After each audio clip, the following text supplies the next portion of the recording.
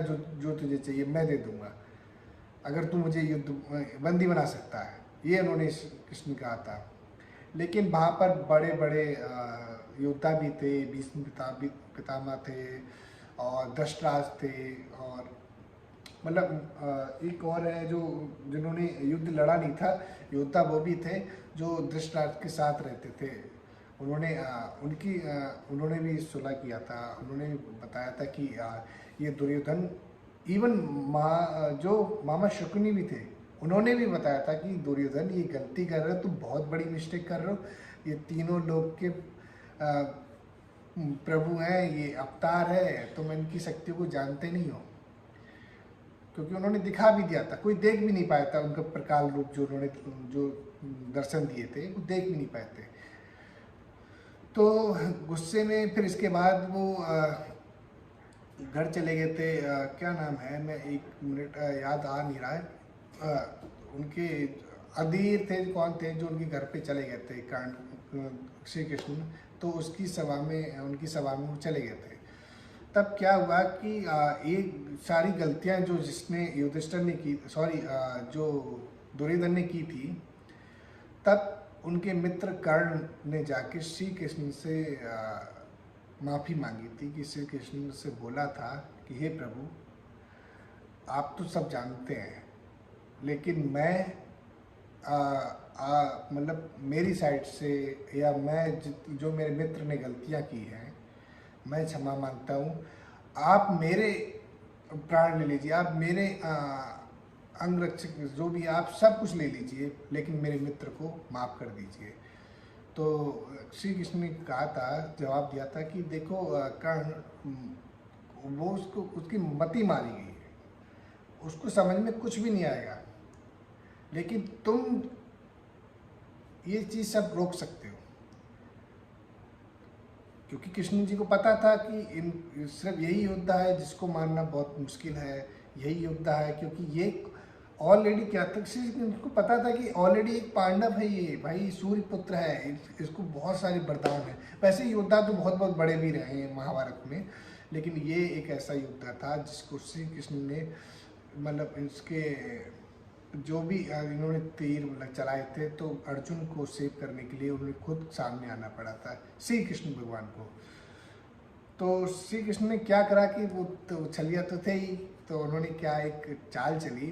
उन्होंने बोला था कि अंगराज कर्ण, अगर ये युद्ध रोकना चाहते हो, अगर युद्ध अभी भी रुक सकता है, लेकिन तुम्हें इसका कुछ इसके लिए कुछ करना पड़ेगा।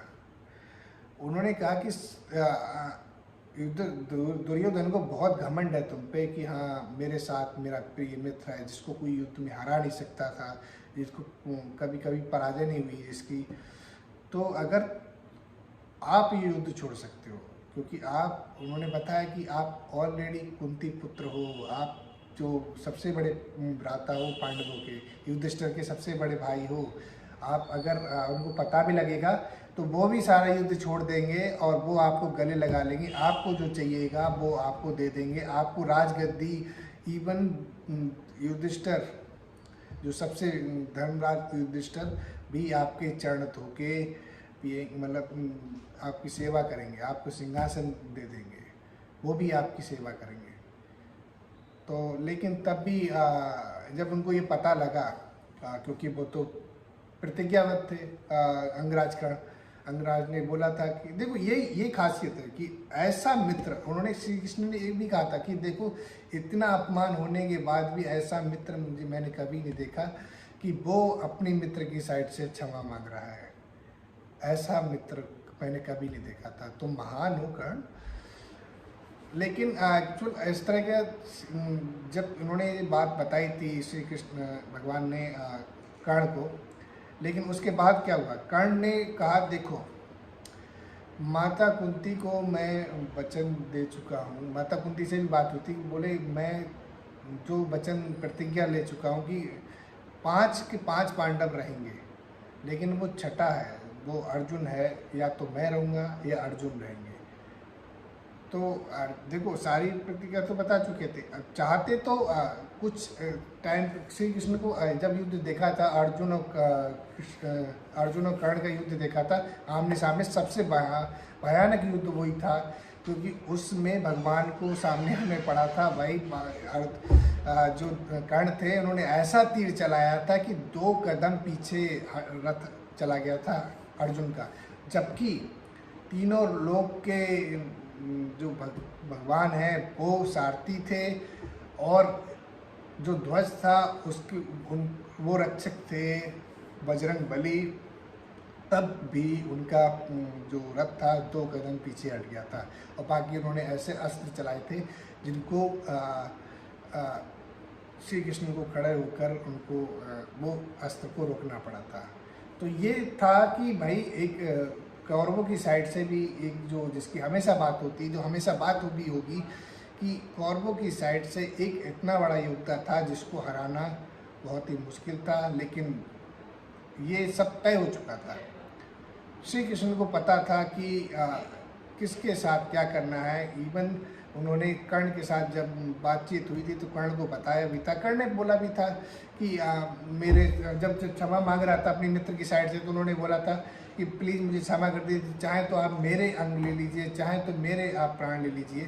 तो श्री कृष्ण ने तभी बोल दिया था, मतलब उन्होंने डराया था कि देखो जाना सबको, देना मौत सबकी है, सब मरेंगे, आप भी मरोगे, आपका भी टाइम निश्चित हो गया, सबका टाइम निश्चित हो गया है। देखो भीष्म पितामह को इच्छा मृत्यु का वरदान था, लेकिन उनको भी उनका भी टाइम निश्चित कर दिया था कि भाई इनको भी जाना है, सबको जाना है। इवन श्री कृष्ण ने खुद बोला था मुझे भी जाना है।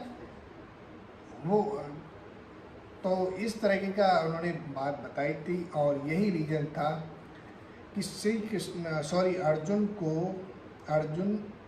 और श्री जो कर्ण था, जो युद्ध था सबसे भयानक, तो कर्ण को हराना सबसे मुश्किल काम क्यों था श्री कृष्ण अर्जुन के लिए।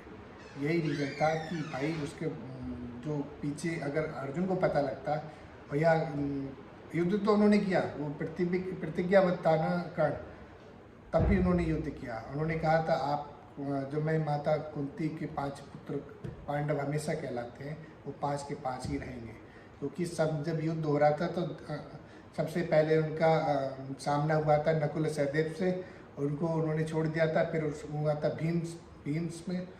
भीमसेन से, फिर उनको भी छोड़ दिया था। फिर युधिष्ठिर तो सामने आए नहीं थे, और बाकी अर्जुन का ही वेट कर रहे थे, क्योंकि सब उनको पता था कि अर्जुन ही है जो मेरे बाण का जवाब दे सकता है।